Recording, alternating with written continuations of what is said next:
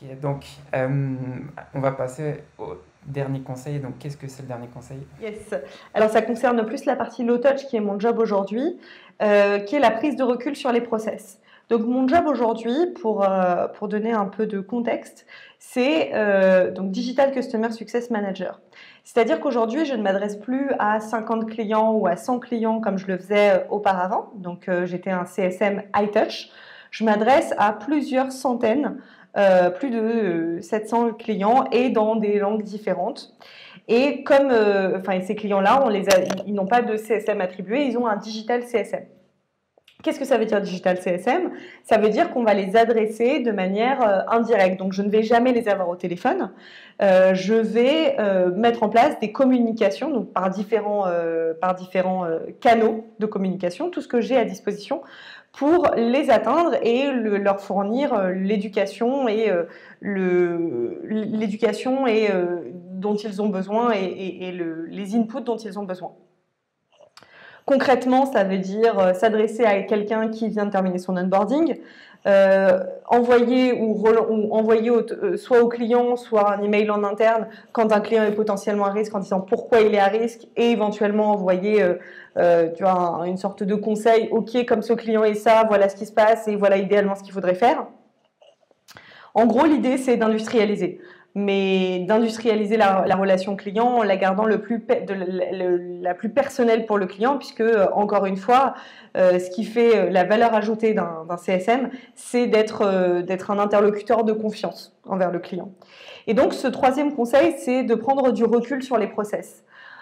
En tant que Digital Customer Success Manager, j'ai dû recréer, donc je suis la première sur ce poste, mon boulot, c'est de recréer en fait l'expérience qu'ont les clients high touch pour les clients low touch, donc digitaux.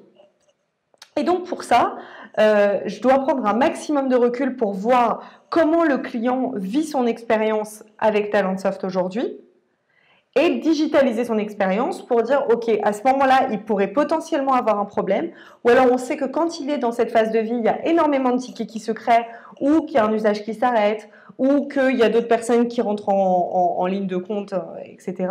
Et mon boulot, ça va être d'envoyer un maximum de communication, et en interne et en externe, donc du bon format, dans la bonne langue évidemment, avec le bon message, pour accompagner ces utilisateurs. Et donc, c'est hyper important de prendre du recul sur les process pour justement comprendre les problématiques, voir qui peut aider et puis surtout comment résoudre un problème le plus rapidement possible et avec des KPI qui ont un sens, quoi, qui veulent dire quelque chose. Du coup, j'ai une question par rapport à ça parce que tu disais que là, c'est reproduire ce que tu fais avec du high touch sur du low touch. Quand tu dis que là, par exemple, tu travailles sur 700 clients, est-ce que dans ces 700 clients, c'est uniquement des clients qui n'ont pas de CSM attribué ou tu en as comme une partie qui ont un CSM attribué, enfin un CSM high touch qui est attribué ou Non. comment ça se passe? Alors, c'est plus de 700 clients. Si ces clients me sont assignés, c'est qu'ils n'ont pas de CSM attribué. Okay. Et qu'ils ont donc, ils m'ont moi, mais c'est pas un CSM attribué puisque je vais jamais les contacter en direct. La particularité, par contre, de Talentsoft, c'est que de toute façon, les clients ont un contact régulier avec leur account owner, donc leur account manager, leur commercial, avec qui, pour le coup, je bosse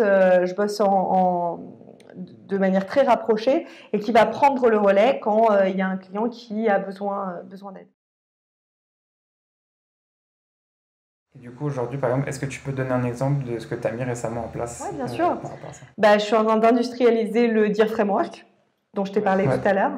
Je bosse sur les processus de re-onboarding. Donc, qu'est-ce qui se passe quand un nouvel administrateur arrive sur nos comptes?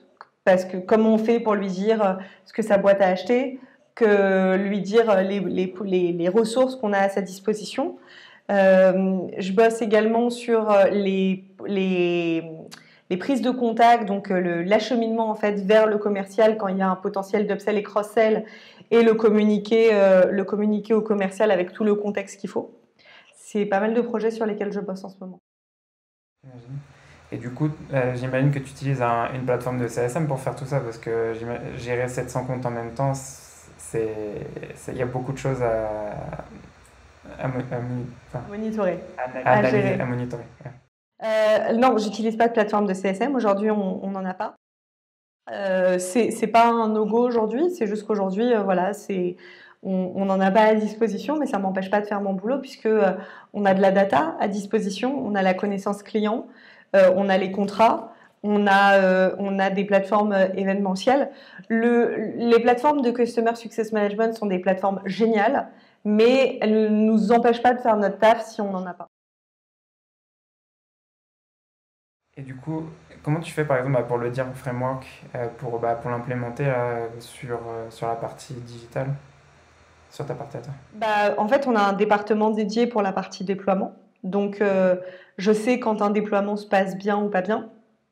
Grâce à notre CRM, je sais également quand un client participe à nos événements, ne participe pas à nos événements, quand est-ce qu'il n'a pas été contacté par nos commerciales depuis longtemps.